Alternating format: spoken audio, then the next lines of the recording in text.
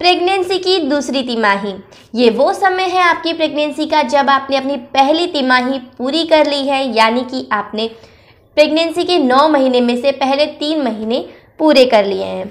जैसा कि मैंने आप सभी को अपनी प्रीवियस वीडियो में बताया था कि प्रेगनेंसी के 9 महीने को 3 भागों में डिवाइड किया गया है। इसे आप ऐसे समझ सकते हैं कि पहले हफ्ते से लेके 13 हफ्ते तक आपकी पहली तिमाही होती है, यानी आपका फर्स्ट ट्राइमेस्टर होता है, और 13 हफ्ते से लेके 28वें हफ्ते तक आपकी दूसरी तिमाही यानी सेकेंड ट्राइमेस्टर होता है, और 28वें हफ्ते से लेके डिलीवरी तक यानी लास्ट तक का जो समय होता है वो आपकी प्रेगनेंसी की तीसरी तिमाही कहलाती है। तो पहली तिमाही अब आप पूरी कर चुके हैं, दूसरी तिमाही में आप प्रवेश कर चुके हैं, घर में बहुत ही खुशी का माहौल बन चुका है, आप काफ़ी रिलैक्स फील कर रहे हैं। लेकिन इन सब के बीच में अभी भी बहुत सारी ऐसी चीज़ें हैं जिनका आपको ध्यान रखने की ज़रूरत है, जैसा कि आपको अपनी डाइट में क्या खाना है और क्या नहीं खाना है, क्या काम आपको करने हैं, क्या काम नहीं करने हैं, कौन सी ऐसी सिचुएशन है जब आपको तुरंत डॉक्टर के पास जाने की ज़रूरत है, और क्या क्या लक्षण आपको अब आपके सेकेंड ट्राइमेस्टर में दिखाई देते हैं। तो इन सभी टॉपिक्स को मैं आज कवर करने वाली हूँ इस वीडियो में। अगर आप भी प्रेगनेंसी के सेकेंड ट्राइमेस्टर से गुजर रहे हैं या आपके फ्रेंड्स या रिलेटिव्स में कोई है, तो आप ये वीडियो लास्ट तक ज़रूर देखिएगा और यूज़फुल लगे तो उनके साथ शेयर ज़रूर कीजिएगा। तो चलिए आपका समय ज़्यादा ख़राब ना करते हुए वीडियो को स्टार्ट करते हैं।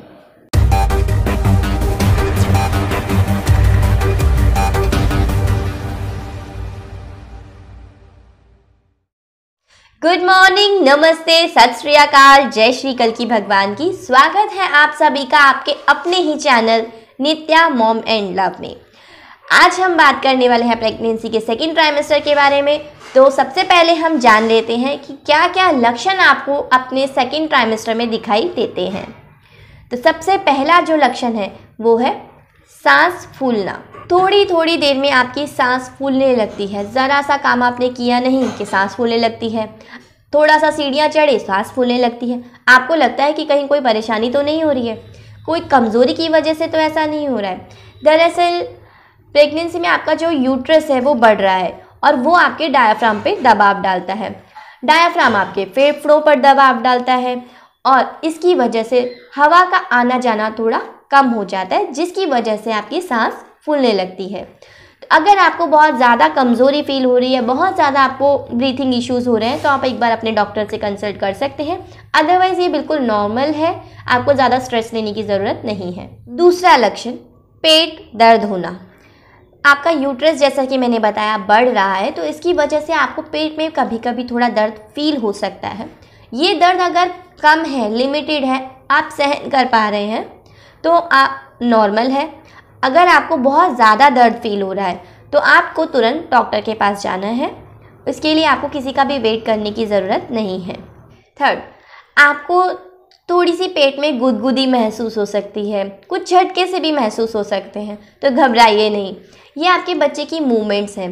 ज़्यादातर महिलाओं को चौथे महीने से ही बच्चे की मूवमेंट्स फील होना शुरू हो जाती हैं, लेकिन कुछ को थोड़ा देर से होती हैं, कुछ को थोड़ा जल्दी महसूस होती हैं। जैसा कि कुछ बच्चों की ग्रोथ ज़्यादा स्पीड से होती है और कुछ की थोड़ा सा स्लो होती है, तो इसमें भी टेंशन लेने की बात नहीं है कि अगर आप अपने फ्रेंड्स में या रिलेटिव्स में किसी और प्रेग्नेंट महिला को देख रहे हैं जिनको बच्चे की मूवमेंट्स जल्दी फील हो रही हैं और आपको अभी तक नहीं हुई, तो टेंशन लेने की ज़रूरत नहीं है।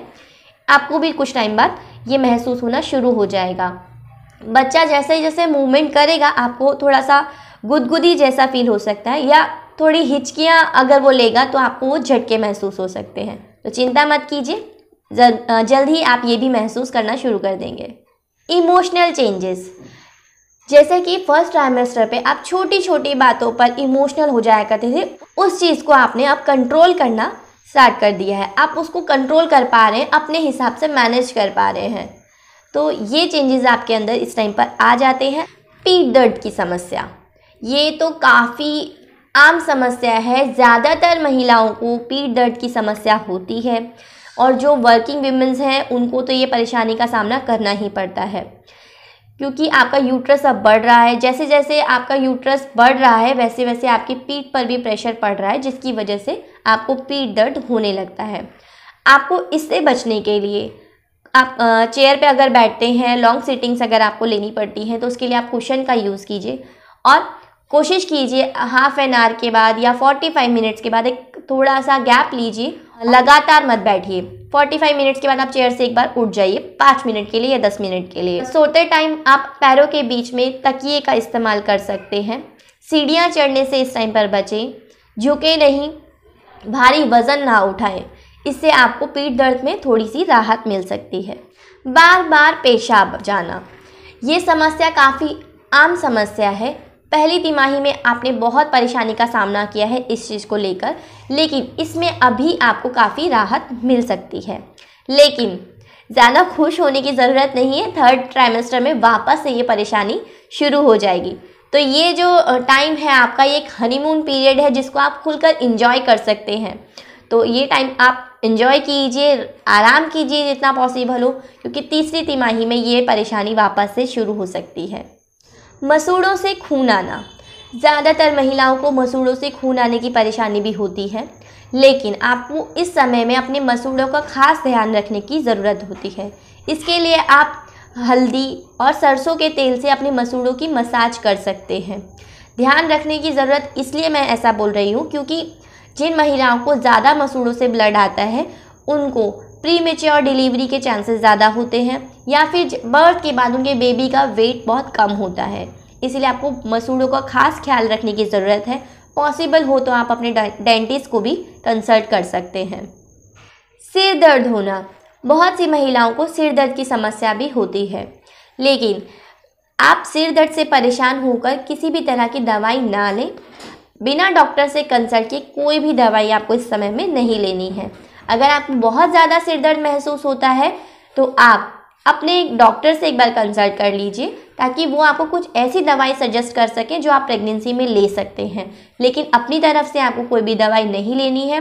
पॉसिबल हो तो थोड़ा आराम कर लीजिए, सो जाइए, जिससे कि आपको सिर दर्द में आराम मिल जाएगा। कब्ज़ या सीने में जलन की समस्या, बहुत सी महिलाओं को कब्ज़ या सीने में जलन की समस्या होती है। उसका कारण कुछ ऐसी मेडिसिन भी हैं जो आप प्रेगनेंसी में लेते हैं, जैसे कि आयरन, और इससे बचने के लिए आपको अधिक मात्रा में पानी पीना है, लिक्विड डाइट्स ज़्यादा लेनी है और छोटी छोटी क्वांटिटी में आपको मील लेना है, यानी छोटा छोटा मील लेना है। एक साथ आपको ज़्यादा नहीं खाना है। बाहर का खाना बिल्कुल नहीं खाना है। Fast food, junk food, oily food या स्पाइसी फूड बिल्कुल अवॉइड करना है। पॉसिबल हो तो आप टी कॉफ़ी भी थोड़ा कम ही लीजिए, क्योंकि चाय भी जो है एसिडिटी बनाती है। तो इसके लिए आप छोटा छोटा मील लीजिए, थोड़ी थोड़ी देर में कुछ ना कुछ खाते रहिए। बहुत लंबा गैप भी मत रखिए अपने खाने में। आप 1-1 घंटे के गैप पे कुछ ना कुछ खाते रहिए। बहुत ज़्यादा ओवर ईटिंग भी नहीं करना है आपको, छोटा छोटा मील लेना है। लाइक आप कुछ कुछ स्नैक्स खा लिए, ड्राई फ्रूट्स खा लिए, कुछ फ्रूट्स खा लिए, जूस ले लिया, छाछ, दही, लस्सी, ऐसा कुछ ले लिया। तो 1-1 घंटे के गैप पे आपको लेते रहना है छोटा छोटा मील। तो आपको कब्ज़ या फिर सीने में जलन की समस्या नहीं होगी और लिक्विड डाइट्स बढ़ा देनी है। तो ये तो की हमने लक्षणों की बात। अब बात करते हैं कि आपको अपने डाइट में क्या क्या चीज़ें शामिल करनी है और क्या क्या चीज़ें आपको अवॉइड करनी है। तो सबसे पहले आपको डेली अलग अलग सब्जियां खानी है, अलग अलग टाइप के फ्रूट्स खाने हैं, लेकिन जो भी फल या सब्जियां आप खाएंगे वो सीजनल होने चाहिए। ऐसा नहीं है कि आप गर्मियों में पालक खा रहे हैं, क्योंकि पालक क्योंकि गर्मियों का जो टाइम है वो पालक का सीज़न नहीं है। पालक आप सर्दियों में खाएं, गर्मियों में आप कुछ और ऑप्शन सर्च करें।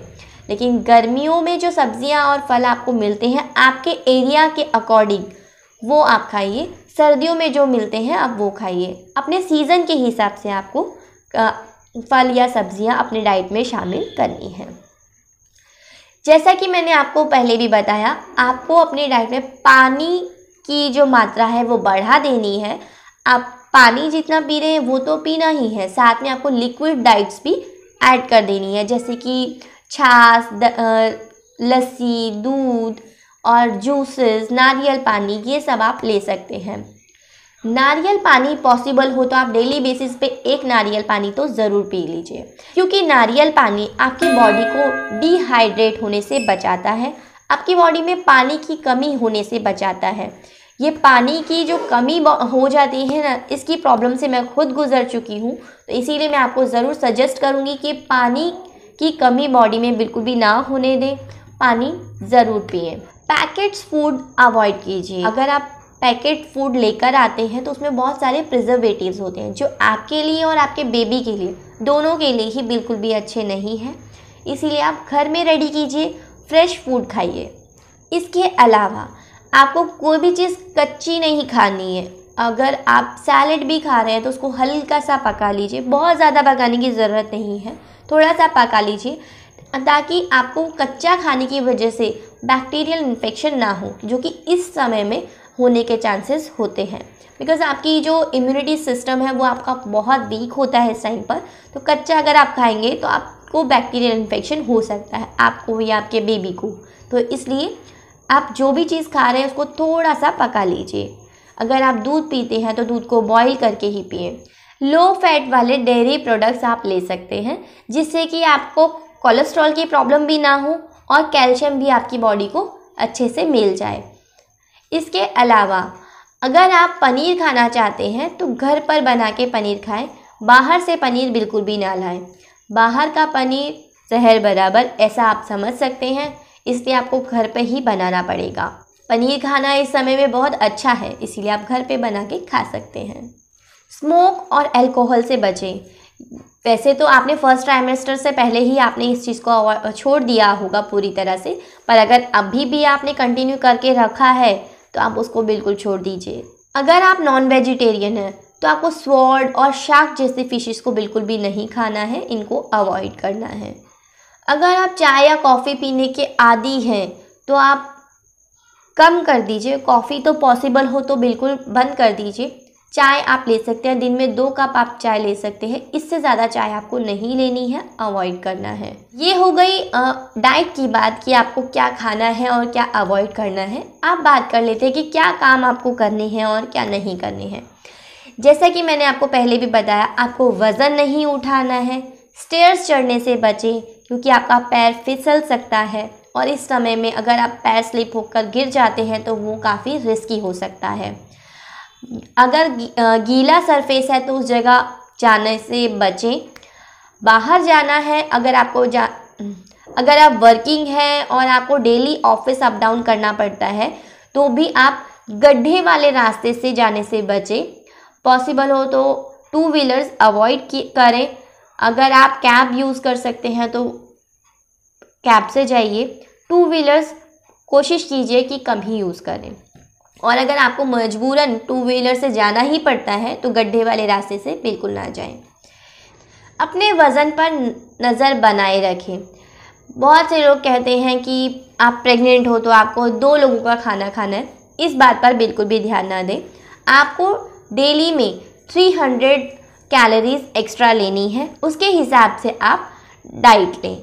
कोशिश कीजिए लेफ़्ट साइड ही सोने का। अगर एक ही तरफ सोते सोते थक जाते हैं तो आप राइट साइड सो सकते हैं, लेकिन आप सीधे नहीं सोएं।